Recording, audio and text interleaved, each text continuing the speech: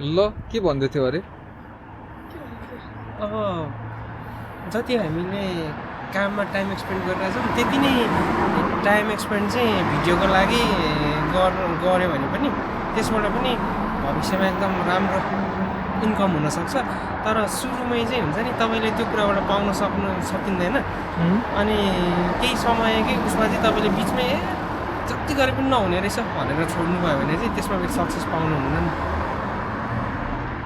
त्यति हो कसो होइन। अर्को मान्छेको भनाइ के छ?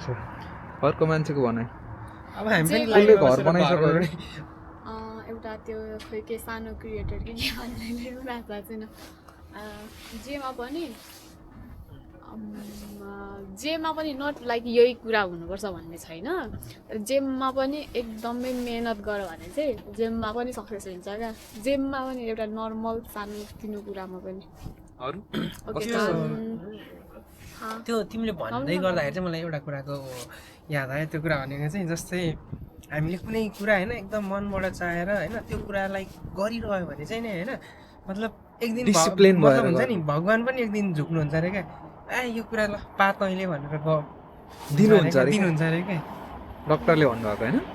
भगवान्ले भन्नुभएको। कुन भगवान्ले? भोले बाबा। यस्तो म भन्छु फेरि एउटा यस्तो अरे क्या। अब जस्तै तिमी एउटा सेफको फिल्डमा छौ होइन? तिमी एउटा सेफ चाहिँ भए पनि त्यो फिल्डमा छौ।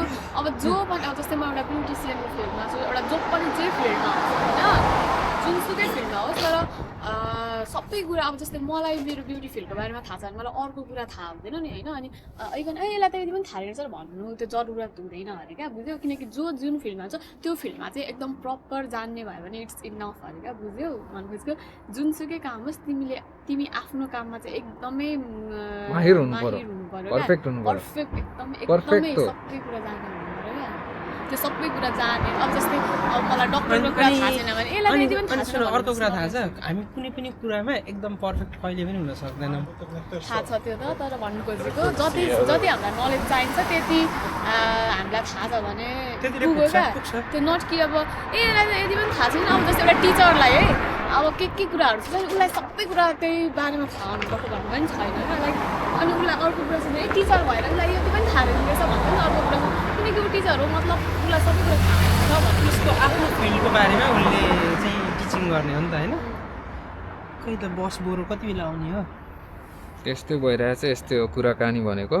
4मा जाने कि 7मा आज जाने? ब्याक साइड यो देखाइदिनु न मेरो यस्तै हो। साथीभाइहरूलाई। साथीभाइहरू पनि हजुरलाई त हामी यता जाँदैछौँ अहिले चाहिँ। अनि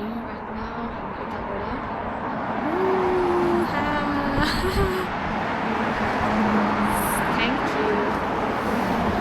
आज हाम्रो छुट्टी सुजन र मेरो चाहिँ उसलाई चाहिँ उसको त छुट्टी होइन, उसको काममा आएको हामी।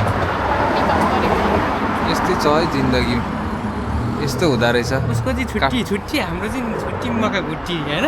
हाम्रो हामी छुट्टी छुट्टी चाहिँ हुँदैन, हाम्रो छुट्टी हुँदैन। ल आजको लागि यति नै। 3 मिनट 3.5 मिनट भइसकेको छ।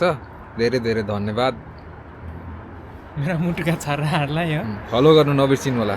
अब आउँछ हाम्रो भिडियो डे बाई डे भनेर चाहिँ भन्दिनँ, हप्तामा एउटा भनेर भन्छु। तर बुने जुत्ता त एउटै रहेछ जाडो नि छ त। त्यही भएर यस्तो गरेको। मैला खानु वा मेरो पनि जुत्ता, यिनीहरूको त न्यू ब्यालेन्स रहेछ यार। ओल्ड हो मेरो मात्रै 2 वर्ष भइसक्यो। मेरो त 3 वर्ष भइसक्यो। यो स्टोरी हाल्यो भने त के भन्छ जुत्तै देखाएको होइन भन्छ। कुन चाहिँ